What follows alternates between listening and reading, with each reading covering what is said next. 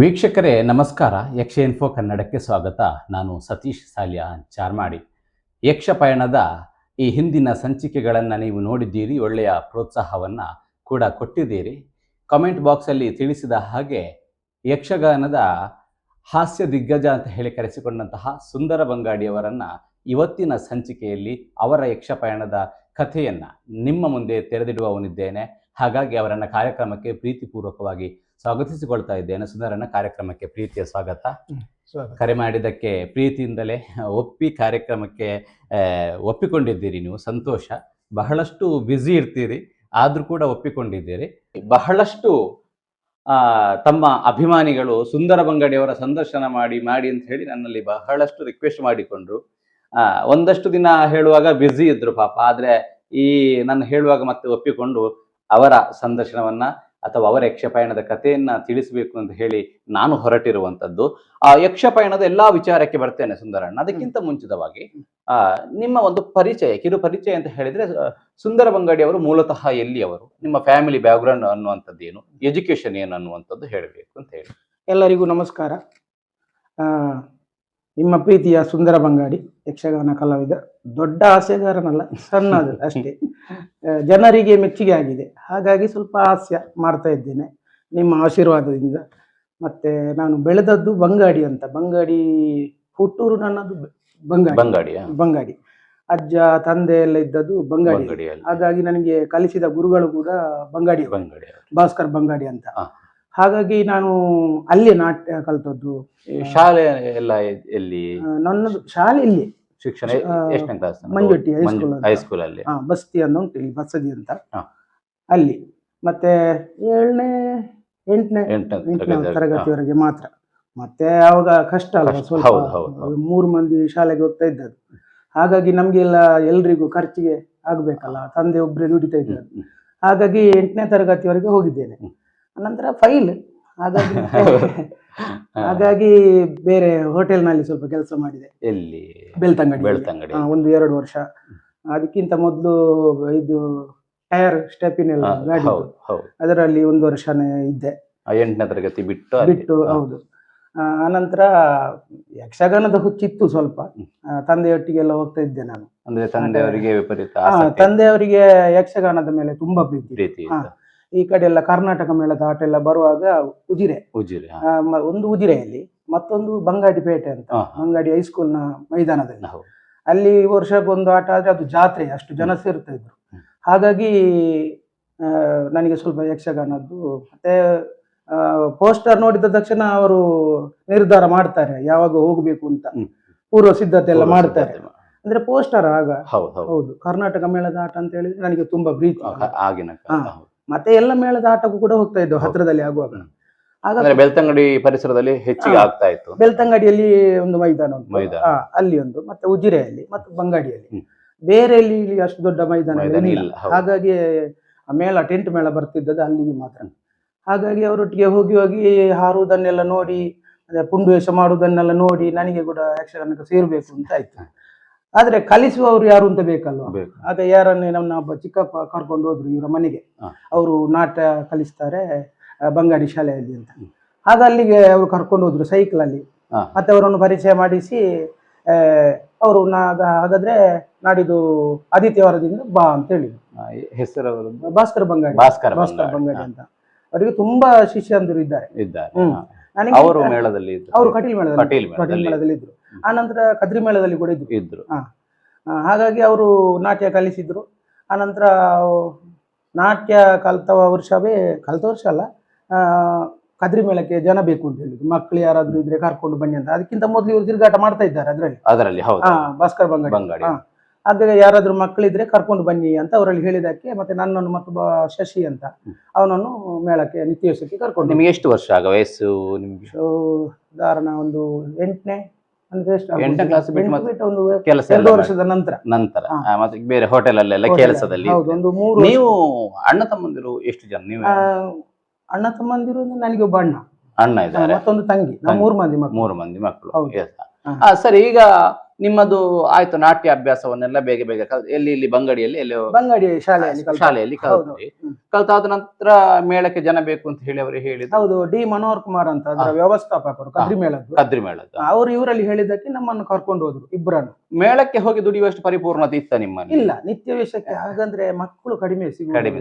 ಹೌದು, ಆವಾಗ ಕೇಂದ್ರದಲ್ಲಿ ಕೂಡ ಮಕ್ಕಳೆಲ್ಲ ದೊಡ್ಡವರೇ, ಸಣ್ಣ ಮಕ್ಕಳು ಅಂತ ಇಲ್ಲ. ಹಾಗಾಗಿ ನಾವು ಕೂಡ ಯಾರು ಇಲ್ಲ ಅಂತ ನಮ್ಮನ್ನು ಕರ್ಕೊಂಡು ಹೋದ್ರು.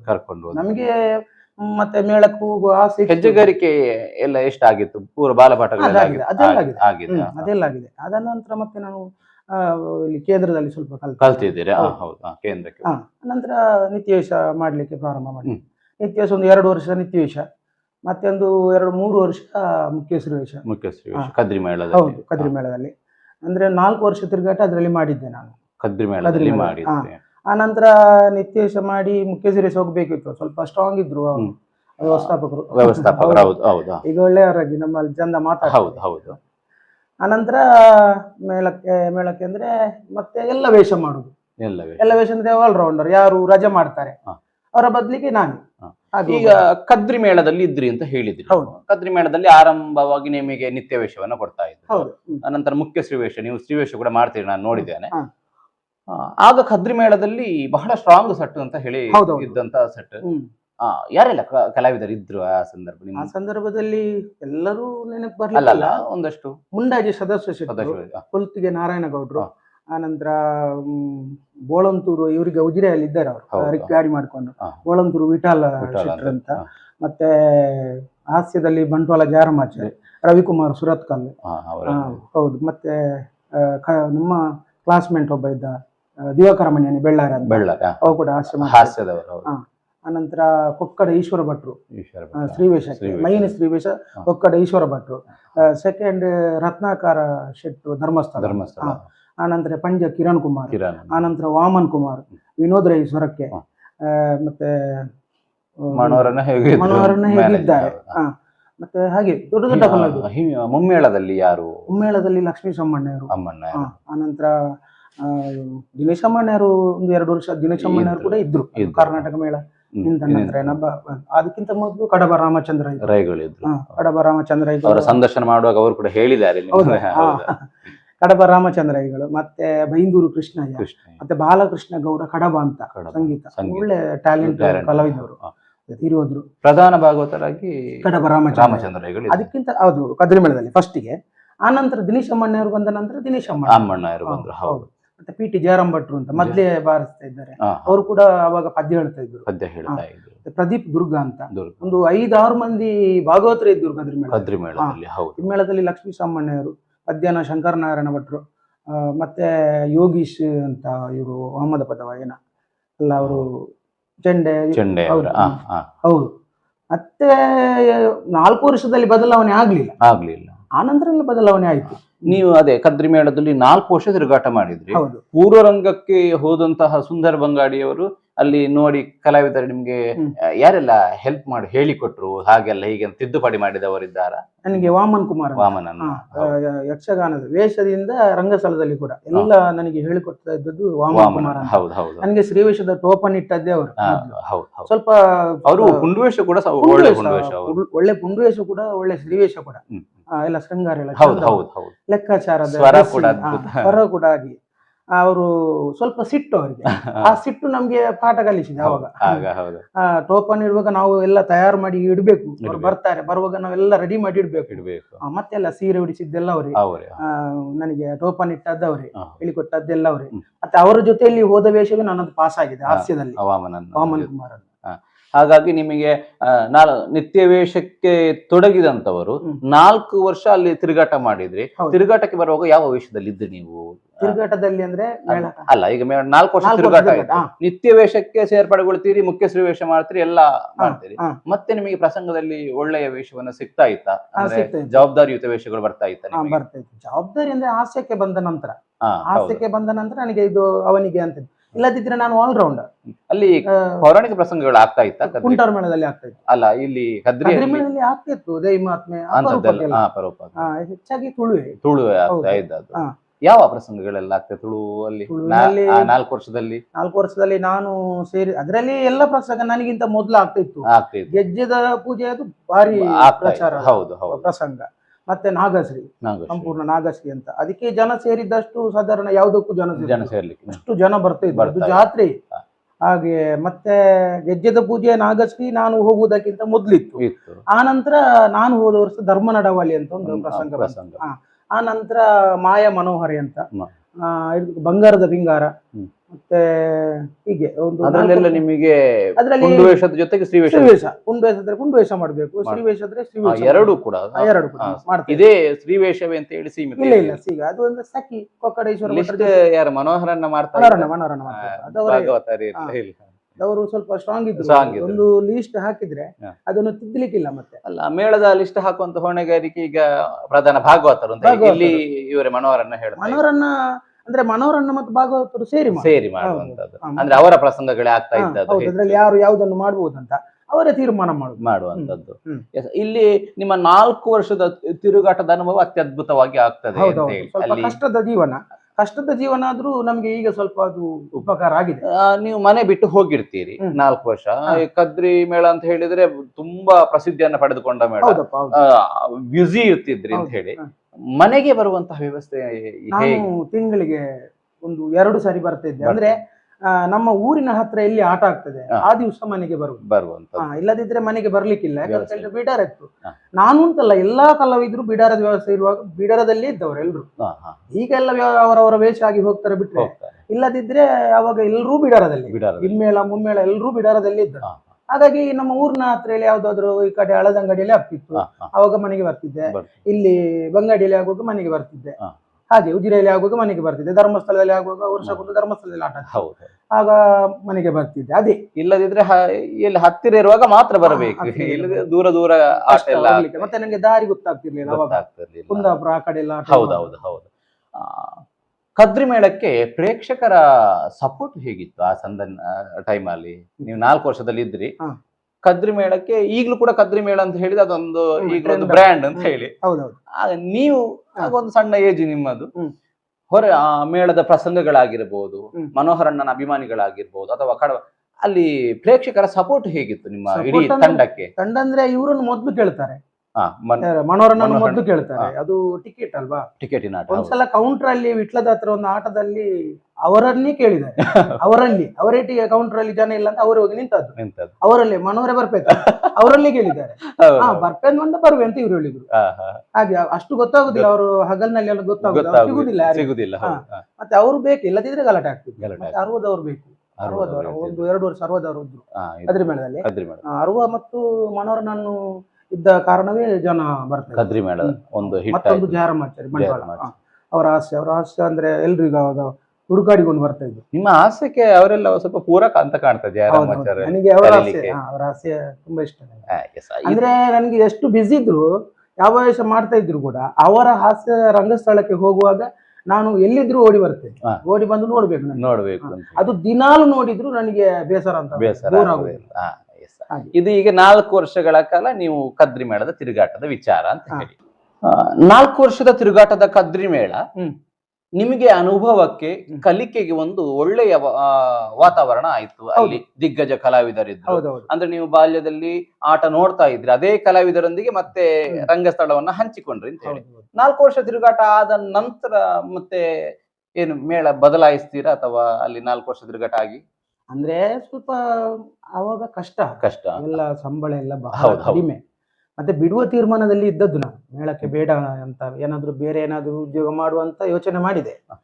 ಆಗ ಪುಂಚಿತ್ತಾರ ಅಂತ ಬಹುಶಃ ಭಾಗವತರು ನನ್ನನ್ನು ಕುಂಟಾರ್ ಮೇಳಕ್ಕೆ, ಅವರ ಅಣ್ಣನ ಗೊತ್ತಿಲ್ಲ ನನಗೆ, ಮಾತಾಡಿಸಿದ್ರು. ಕುಂಟಾರ್ ಮೇಳ ಬರ್ಬೇಕು ಅಂತ. ಮತ್ತೆ ಹಾಗೆ ಮಾತಾಡಿ ಕುಂಟಾರ್ ಮೇಳಕ್ಕೆ.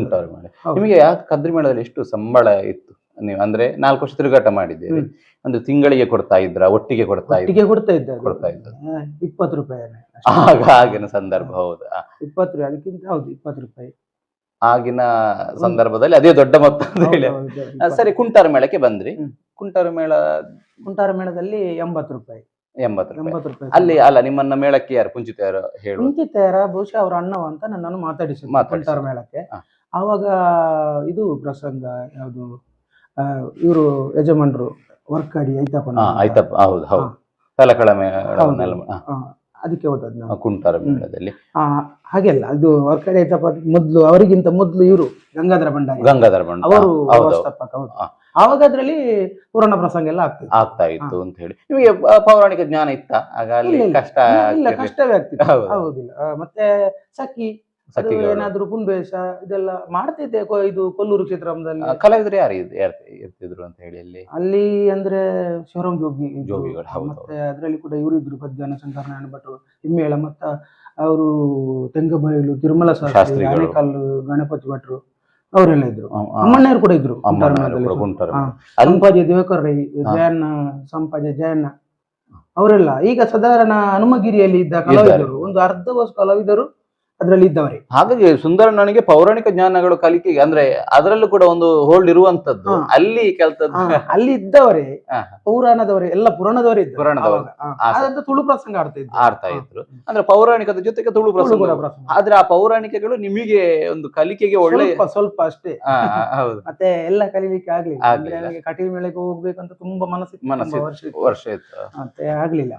ಈಗ ಅಲ್ಲಿ ಈಗ ನೀವು ಕುಂಟಾರ ಮೇಳದಲ್ಲಿ ಇದ್ರಿ ಅಂತ ಹೇಳಿದ್ರಿ. ಅಲ್ಲಿ ಎಷ್ಟು ವರ್ಷ ಆದ್ರಿ? ಕುಂಟಾರ ಮೇಳದಲ್ಲಿ 5 ವರ್ಷ. 5 ವರ್ಷ. ಅದು ಮೇಳ ಸ್ಟಾರ್ಟ್ ಆಗುವ ಕೂಡ ಇದ್ದೇನೆ, ಆ ಮೇಳ ನಿಲ್ಲುವಾಗ ಕೂಡ ಇದ್ದೇನೆ. 5 ವರ್ಷವು ನೀವು ಅದರಲ್ಲಿ ಇದ್ರಿ ಅಂತ ಹೇಳಿ. ಅಲ್ಲಿ ನಿಮ್ಮೊಂದಿಗೆ ಈ ಪೌರಾಣಿಕ ವಿಚಾರಗಳನ್ನ ನಿಮ್ಗೆ ಹೇಳಿಕೊಡುವಲ್ಲಿ ಯಾರು? ನನಗೆ ಜಯಾನಂದ ಸಂಪಾಜೆ. ನನಗೆ ಒಂದ್ಸಲ ನನಗೆ ಮಾಲಿನಿ ಬಂತು, ಶ್ರೀವೇಶ ಮಾಡ್ತೇನೆ ಅಂತ ಹೇಳುವಾಗ ಮಾಲಿನಿ ಬಂತು. ಅದಕ್ಕೆ ಹಗಲ್ನಲ್ಲಿ ಅವರ ಹತ್ರ ಹೋಗಿ ಎಲ್ಲ ವಿಷಯ ಕೇಳ್ಕೊಂಡೆ. ಆದ್ರೆ ಮತ್ತೆ ಮಾಡ್ಲಿಲ್ಲ, ನಾನು ವೇಷ ಮಾಡ್ಲಿಲ್ಲ. ಅದಕ್ಕೆ ಜನ ಬಂದ್ರು. ಹೌದು, ಕೋಳಂತೂರು ಜಗ್ಗಣ್ಣಲ್ಲಿದ್ರು, ಶಿವರಾಮ್ ಜೋಗಿ, ಮತ್ತೆ ರಾಧಾಕೃಷ್ಣನ್, ಅವರು ದೊಡ್ಡ ಕಲಾವಿದರು ಅದರಲ್ಲಿ ಇದ್ರು. ಅಷ್ಟು ದೊಡ್ಡ ಸೆಟ್ ಆಗಿತ್ತು, ದೊಡ್ಡ ಸೆಟ್. ಅದೇ ಹೇಳಿದ್ನಲ್ಲ, ಈಗ ಹನುಮಗಿರಿ ಉಂಟಲ್ಲ, ಅದರಲ್ಲಿ ಅರ್ಧ ವರ್ಷದ ಪೆರ್ಲ ಜಗ್ಗಣ್ಣ ಕೂಡ ಇದ್ರು. ಜಗ್ಗಣ್ಣ, ಹೌದೌದು. ನಿಮಗೆ ಹೇಳಿಕೊಡ್ತಾ ಇದ್ದದ್ದು ಇವರು ಜಯಣ್ಣ ಸಂಪಾಜೆ ಪುರಾಣದ ಬಗ್ಗೆ ಎಲ್ಲ ಹೇಳಿಕೊಡ್ತಾ ಇದ್ರು ಅಂತ ಹೇಳಿ. ಅಲ್ಲಿ ಒಂದಷ್ಟು ವರ್ಷ ತಿರುಗಾಟ ಆಗ್ತದೆ, 5 ವರ್ಷ ಅಲ್ಲಿ ತಿರುಗಾಟ ಆಗ್ತದೆ. ಅಲ್ಲಿ ತಿರುಗಾಟ ಆಗಿ ನಂತರ ನಾನು ಬಪ್ಪನಾಡಿಗೆ ಬಂದೆ. ಬಪ್ಪನಾಡು ಮೇಳಕ್ಕೆ ಬರ್ತೇನೆ. ಬಪ್ಪನಾಡು ಬಪ್ಪನಾಡಿ ಮಂಗಳದೇವಿ. ಅದೇ ನನಗೆ ಮಂಗಳದೇವಿಯಲ್ಲಿ ನಿಮ್ಮನ್ನ ನೋಡಿದ ನೆನಪಾಯ್ತು. ಮಂಗಳದೇವಿಗೆ ಬಂದದ್ದು ರವಿ ಅನ್ನ ಕನ್ನಡಗಟ್ಟ ಭಾಗವತರ ಜೊತೆಯಾಗಿ ವಾಮನನೆಲ್ಲ ಇದ್ದ ಸಂದರ್ಭ. ಮಂಗಳದೇವಿಗೆ ನಮ್ಮದು ಕಕ್ಕಿಂಜೆ ಶಾಲೆಯಲ್ಲಿ ಟಿಕೆಟಿನ ಆಟ ಆಗ್ತಾ ಇತ್ತು. ನಾವು ಆ ಮಿನಿ ಬಸ್ ಅಲ್ಲಿ ಒಮ್ಮೆ ರಜೆಯಲ್ಲಾದ್ರೆ ಹಗಲ್ನಲ್ಲಿ ಆ ಚೀಟಿ ಬಿಸಾಡ್ಲಿಕ್ಕೆ ಹೋಗ್ತಾ.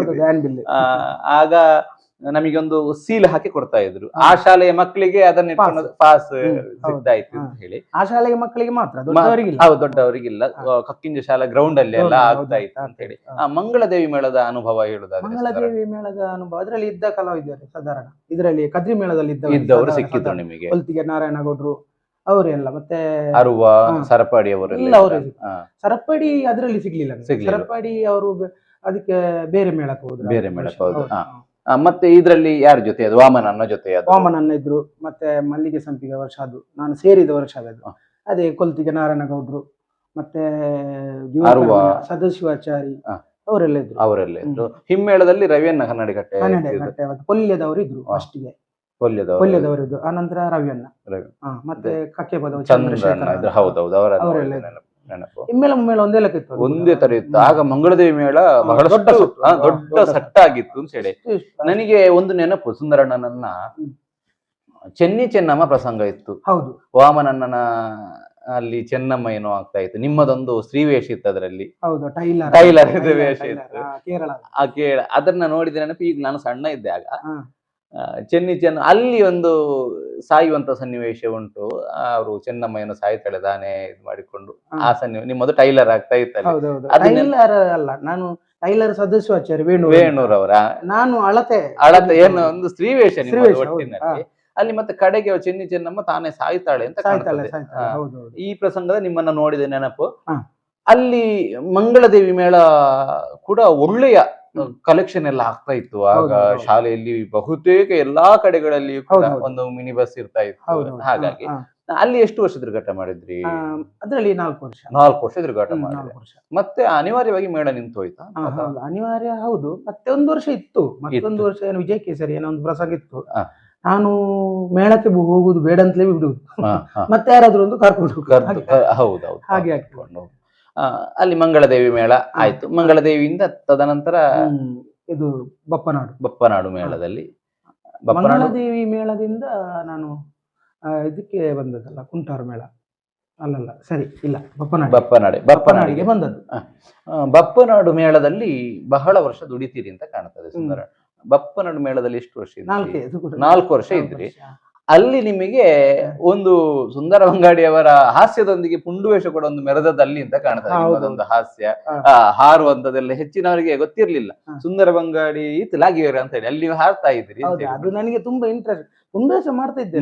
ಕೊಲ್ಲೂರು ಕ್ಷೇತ್ರ ಮಠದಲ್ಲಿ 2 ಪುಂಡುವೇಷ ಉಂಟಲ್ಲ, ಅದು ಮಾಡ್ತಾ ಇದ್ದ ಕುಂಟಾರ ಮೇಳದ. ನನಗೆ ಪುಂಡುವೇಷ ಅಂದ್ರೆ ತುಂಬಾ ಇಷ್ಟ ಇತ್ತು ಅವಾಗ. ಮತ್ತೆ ಹಾರುವೇಷ ಅಂದ್ರೆ ತುಂಬಾ ಇಷ್ಟ. ಹೌದು. ಮತ್ತೆ ಬಪ್ಪನಾಡು ಮೇಳದಲ್ಲಿ ಕೂಡ ಯಾರಾದ್ರೂ ರಜೆ ಮಾಡಿದ್ರೆ ಮಧುಗೈಟ ಬೇರೆ ಎಲ್ಲ ಮಾಡ್ತಿದ್ದೆ ನಾನು ಮತ್ತು ನಾವೂರ ಗಂಗಣ್ಣ, ಇಲ್ಲದಿದ್ರೆ ಸಾನೂರು ಗಣೇಶನ್ನ. ಹೌದೌದು, ಗಣೇಶನ್ನ ಮಾಡ್ತಾ ಇದ್ದೆ. ಬಪ್ಪನಾಡು ಮೇಳದ ಅನುಭವ ಹೇಳುದಾದ್ರೆ ಅಲ್ಲಿ ಕಲಾವಿದರು ಯಾರೆಲ್ಲ ಸಿಗ್ತಾ ಇದ್ರು? ಅಲ್ಲಿ ಅಂದ್ರೆ ನಂದು ಹಾಸ್ಯವೇ ಅಲ್ಲ, ಹಾಸ್ಯ ಅಲ್ಲ, ಕಲಾವಿದರ ಒಡನಾಟ. ಅಲ್ಲಿ ಕಲಾವಿದರು ಗುಡ್ಡಪ್ಪ ಸುವರ್ಣ ಪಂಜ ಅವರಿದ್ರು. ಮತ್ತೆ ಶ್ರೀವೇಶಗೆ ಇದೆ ನಮ್ಮ ಪಂಜ ಕಿರಣ್ ಕುಮಾರ್ ಇದ್ರು. ಮತ್ತೆ ಕೆಲವರ ನೆನಪಿಲ್ಲ, ಕಟೀಲ್ ಮೇಳ ಯೋಗೀಶ್ ಅಂತ ಒಬ್ಬ ಇದ್ದ, ಅಲ್ಲಿ ನೀವು ಪ್ರಧಾನ ಹಾಸ್ಯಗಾರ ಬಪ್ಪನಾಡು ಮೇಳದಲ್ಲಿ. ಬಪ್ಪನಾಡು ಮೇಳದಲ್ಲಿ ಅದರಲ್ಲಿ ಪ್ರಧಾನ ಆದದ್ದು ಅಷ್ಟೇ, ನಾನು ಪ್ರಧಾನ ಅಂತ ಹೇಳುವುದಿಲ್ಲ, ಹಾಗೇನಿಲ್ಲ. ಅಲ್ಲಿ ಕೊಟ್ಟ ಹಾಸ್ಯ ಪಾಸ್ ಆಯ್ತು. ಮನತ ಬಂಗಾರ ಅಂತ ರವಿಕುಮಾರ್ ಸುರತ್ಗಲ್ ದೊಡ್ಡ ಪ್ರಸಂಗ ಅವರು ಬರೆದ ಪ್ರಸಂಗದಲ್ಲಿ ಅದು ಟಾಪ್ ಆಯ್ತು. ಅದು ಸ್ವಲ್ಪ ವೈರಲ್ ಆಯ್ತು. ಅಂದ್ರೆ ಮೊಬೈಲ್ ಉಂಟಲ್ಲ, ವೈರಲ್. ಅದರಲ್ಲಿ ಮತ್ತೆ ನನಗೆ ಪಾತ್ರ ಕೂಡ ಒಂದು ಪೆದ್ದನ ಪಾತ್ರ ಏನು ಅತ್ಯದ್ಭುತವಾಗಿ ನಾನು ಕೂಡ ನೋಡಿದ್ದೇನೆ. ಒಳ್ಳೆಯ ಪಾತ್ರ ಅದು ಅಂತ ಹೇಳಿ. ಅಂದ್ರೆ ಅವನ್ಗೆ ಇದು ಇದೆಲ್ಲ ಎಂತ ಡೂಪ್ಲಿಕೇಟ್ ಎಲ್ಲ ಗೊತ್ತಿಲ್ಲ. ತಂದೆ ಬಗ್ಗೆ ಕೂಡ ಹೇಳುವುದನ್ನು ಸ್ಪಷ್ಟ ಹೇಳುವಂತ, ತಪ್ಪಾದ್ರೆ ತಪ್ಪು, ಸರಿಯಾದ್ರೆ ಹಾಗಂತ ಹೆಡ್ಡ ನರಸಿಂಹ. ಅದು ಬಹಳಷ್ಟು ನಿಮಗೆ ಒಂದು ಪ್ರಸಿದ್ಧಿಯನ್ನು ತಂದು ಕೊಟ್ಟಿದ್ದು. ಅಲ್ಲಿ 4 ವರ್ಷ ಅಲ್ಲಿಯ ತಿರುಗಾಟಗಳು ಮಾಡ್ತೀರಿ. ಇದ್ದಕ್ಕಿದ್ದ ಹಾಗೆ ಬಪ್ಪನಾಡು ಮೇಳದಿಂದ ಹೊರಬರುವಂತ ಪ್ರಯತ್ನ ಯಾಕೆ ಮಾಡಿದ್ರಿ ಸುಂದರಣ್ಣ? ಯಾರಿಗೂ ನಿರೀಕ್ಷೆ ಇರ್ಲಿಲ್ಲ ಸುಂದರ ಬಂಗಾಡಿ ಬಪ್ಪನಾಡು ಮೇಳದಲ್ಲಿ ಇಲ್ವಂತೆ ಅನ್ನುವಂಥದ್ದು. ಅದು ಮೇಳದಿಂದ ಹೊರಗೆ ಬರುವಂತದ್ದು ಪ್ರಯತ್ನ ಯಾವ್ದು ಒಂದು ಏನಾದ್ರೂ ಒಂದು ಬೇಸರ ಬೇಡ ಅಂತ ಆಗ್ತದೆ. ಇಷ್ಟು ನಾವು ದುಡಿದ್ರು ಕೂಡ ನಮ್ಗೆ ಏನು ರೆಸ್ಪಾನ್ಸ್ ಮಾಡುದಿಲ್ಲ ಅಂತ ಹೇಳುವಾಗ ಅದು ಅವ್ರು ಮಾಡಿದ್ದು ತಪ್ಪು ಅಂತ ನಾನು ಹೇಳುವುದಿಲ್ಲ. ನನಗೆ ಬೇಸರ ಆಗುವಾಗ ನಾನು ಅಲ್ಲಿ ನಿಲ್ಲುವುದಿಲ್ಲ. ಇಲ್ಲದಿದ್ರೆ ಕಷ್ಟ ಇದ್ದದ್ದೇ, ಎಲ್ಲ ಕಡೆಯಲ್ಲಿ ಕಷ್ಟ ಇದ್ದದ್ದೇ. ಮತ್ತೆ ಸಂಬಳ ಕೂಡ ನನಗೆ ಆ ಸಂಬಳದಲ್ಲಿ ದುಡಿಲಿಕ್ಕೆ ಸ್ವಲ್ಪ ಕಷ್ಟ ಆಯ್ತು. ಅಲ್ಲಿ ಕೂಡ ನಾನು ಬೇಡಂತೆ ಮೇಳ ಬಿಡುವ ಪ್ರಯತ್ನ ಮಾಡಿದೆ. ಮತ್ತೆ ಇವ್ರು ಕರೆದ್ರು ಅಂತ ಹೋದದ್ದು ನಾನು. ಇಲ್ಲದ್ರೆ ಬೇಸರ ಆಯ್ತು. ಬೇಸರ ಆದದ್ದು ಏನ್ ಮಾಡ್ಲಿಕ್ಕೆ, ಅದದ್ದು ಜಗಳ ಮಾಡ್ಲಿಕ್ಕೆ. ಹಾಗಾಗಿ ಅದು ಸ್ವಲ್ಪ ಬೇಸರ ಆಗಿ ಬಿಟ್ಟದ್ದು.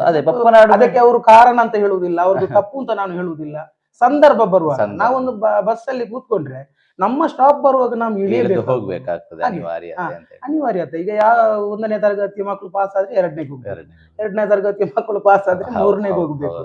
ಅವ್ರಿಗೆ ನನ್ಗೆ ಅವರ ಮೇಲೆ ಬೇಸರ ಕೂಡ ಇಲ್ಲ, ಅದರ ವ್ಯವಸ್ಥಾಪಕರ ಮೇಲೆ ಯಾರ ಮೇಲೆಯೂ ಬೇಸರ ಇಲ್ಲ. ಹಾಗಂತ ನಾನಿಲ್ಲ, ನನಗೆ ಬೇಸರ ಆಗಿ ಬಂದಿದೆ. ನೀವು ಬಪ್ಪನಾಡು ಮೇಳದಲ್ಲಿ ಸುಂದರ ಬಂಗಾಡಿ ಅವರು ಬಿಟ್ಟಿದ್ದಾರೆ ಅಂತ ಹೇಳುವಂತದ್ದು ಅನೇಕ ಜನರಿಗೆ ಒಂದು ಶಾಕ್ ಆಯ್ತು. ಸುಂದರಣ್ಣೆ ಬಪ್ಪನಾಡು ಮೇಳ ನಡೀತಿರೋದು ಬುಡ್ನ ಅಂತ ಹೇಳಿ. ಆಗ ನಿಮಗೆ ಪ್ರೇಕ್ಷಕರ ಕಡೆಯಿಂದ ಒಂದು ಕಾಲ್ ಎಲ್ಲ ಬರ್ಲಿಕ್ಕೆ ಆರಂಭ ಆಗ್ಲಿಲ್ವಾ? ಬಂದಿದೆ. ಏನಾದ್ರು ಮಾಡಿ ನೀವು ಬಿಡಬಾರ್ದು, ಎಂತಾಗಬೇಕು ಹೇಳುವವರು ಮತ್ತೆ ಇರುವುದಿಲ್ಲ, ಅದ್ರೊಳಗೆ ನಾವು ಅನುಭವಿಸಬೇಕು, ಮತ್ತೆ ನಾವೇ ಅನುಭವಿಸಬೇಕು. ಯಾನುಲ್ಲೇ ಎಂಚಿನ ಬೋರ್ಡು ಯಾನು ವ್ಯವಸ್ಥೆ ಮಾಡ್ತೇನೆ.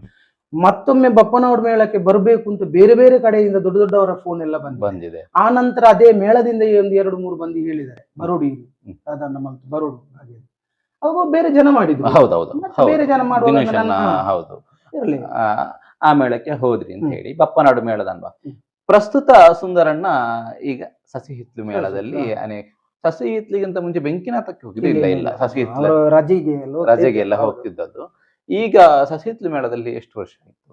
ಸಸಿ ಹಿತ್ಲು ಮೇಳದಲ್ಲಿ 9 ವರ್ಷ. 9 ವರ್ಷ. ಈಗ ಅದೇ ಮೇಳದಲ್ಲಿ ಜಾಸ್ತಿ ತಿರುಗಾಟ ಮಾಡಿದ್ರೆ ಸಸಿ ಹಿತ್ಲು ಮೇಳದಲ್ಲಿ. ಎಸ್ ಒಂದು ಸನ್ಮಾನ ಪಡೆಯನ್ನ ಇಯ್ಯತ್ತ ಈ ಸಭೆ ಉದ್ದೇಶ ಒಂದು ಇದು ದೊಡ್ಡ ಪಾತ್ರ ಕರೆಕ್ಟ್ ರೆಡಿ ಕಟ್ಕೊಂಡು ಕಟ್ಕೊಂಡು ಮುಂದೆ ವಸಂತ ಸರಿ ಪೂಜೆ ಕಟ್ಕೊಂಡು ಹೆಚ್ಚ ಬಂದ್ರ ರೆಡ್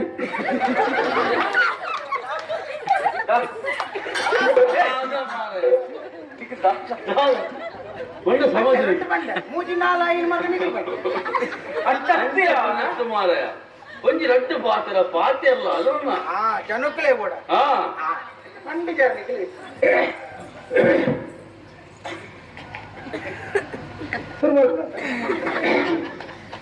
ಮತ ಊರ್ದ ಜನಕುಡ ಚಿಂಗ್ರೇಶ್ ಕುಮಾರ್ನ ಸಲ್ಮೇಲು ಇನ್ನೇ ನಮ್ಮ ಊರು ಇನ್ನಿರದ ಬಳಿಕ ಅಭಿವೃದ್ಧಿ ಆಪ್ನ ಲಕ್ಷಣಗಳು ಈಗ ಕಾರಣ ಮುಲ್ಪದ ಮಹಾರಾಜೆ ಚಿಂಗ್ರೇಶ್ ಕುಮಾರ್ ಇನ್ನೇನು ರಾಜಕೀಯ ಆಗ್ಲ ವಿಷಯ ಆಗ್ತಾವ್ರ ಇನ್ನೇ ಯಾವಾಗ ತಾನೇ ಆಗ್ತದೆ ಇನ್ನೇ ಕೆಲವು ಇಲ್ಲ